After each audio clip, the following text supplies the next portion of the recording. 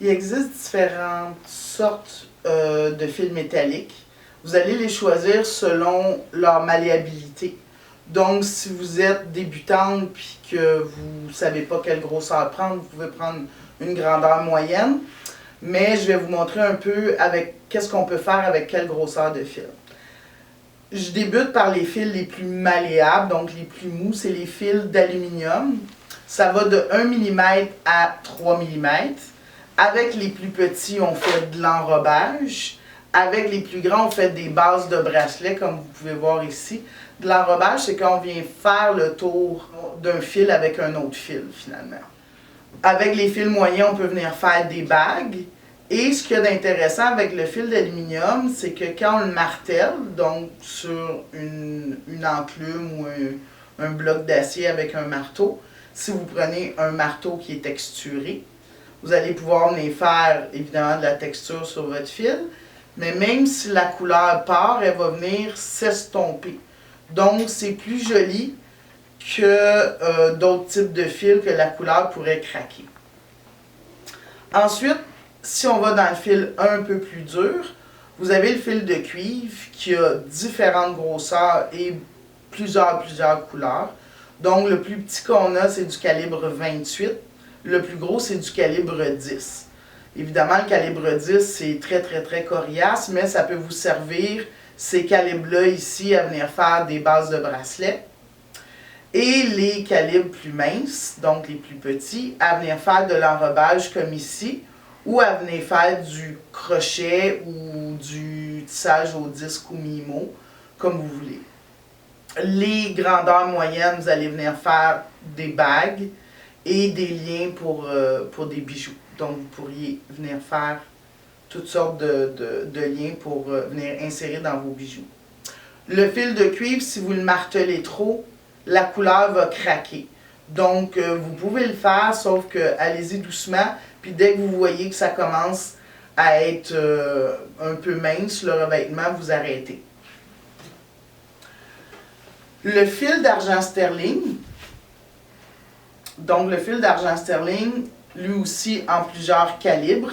Il y en a même un qui est cubique, si jamais ça vous intéresse. Très intéressant le fil d'argent sterling parce qu'on peut le marteler fin, et plus on le martèle, plus il brille. Donc, pour venir nettoyer, parce que le fil d'argent sterling va évidemment ternir à l'air, donc pour venir le nettoyer, vous avez le nettoyant à argent sterling ou à or.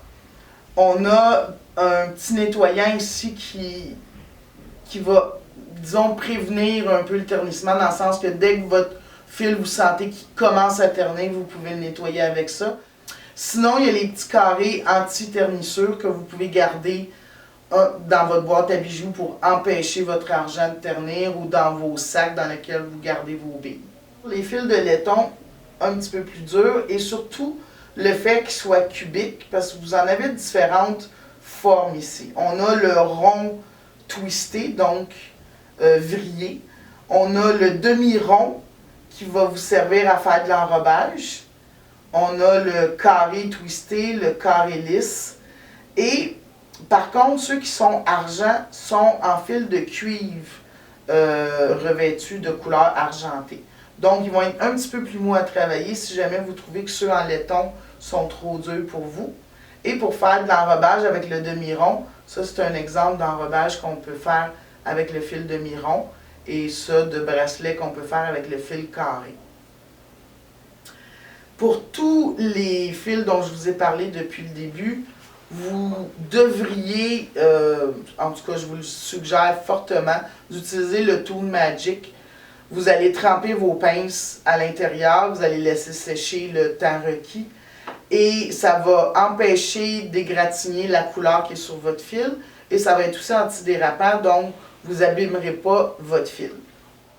Le fil d'acier inoxydable qui est le plus dur des fils à travailler, si jamais vous voulez vous lancer là-dedans, ce qu'il y a d'intéressant, c'est qu'il n'oxydera pas du tout.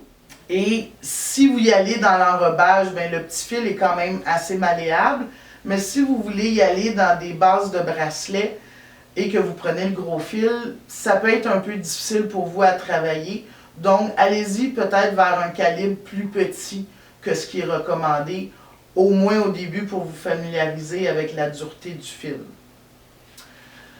Dans les fils métalliques, on a aussi ce qu'on appelle le fil mémoire qui va garder sa rondeur et sur lequel vous allez venir enfiler des billes, un peu comme ici, on en a un exemple de bague. Que ce soit bague, bracelet ou collier, vous avez différents diamètres. Vous choisissez celui à votre goût. Le fil mémoire est toujours vendu en espèce de petits slinky comme ça, de petits ressorts, que vous venez couper à 1, 2, 3 rangées selon votre projet. Et au bout de ce fil-là, pour pas que nos billes ressortent, on vient finir notre fil soit par un petit œillet, que vous faites à la pince ronde, soit en venant coller une petite bille d'embout. Ces billes-là sont spéciales parce qu'ils ont un trou seulement d'un côté et on vient les coller sur notre fil mémoire à l'aide de colle très très solides comme soit la E6000, la 527, ça pourrait même être la colle époxy. Donc vous choisissez dans le fond la finition de bracelet qui vous intéresse. Donc en conclusion, vous allez peut-être vous demander, ben moi j'en ai jamais fait, par quel fil je commence. Commencez peut-être avec le fil de cuivre dans le calibre 20, ça va vous permettre de faire un peu de tout. Sinon, dans le fil d'aluminium, vous pourriez aller vers, dans le fil d'aluminium, ça va en millimètres, donc ça va de 1 à 3 mm, donc vous pourriez essayer le 2 ou le 2,5 mm pour commencer votre production de bijoux. Merci.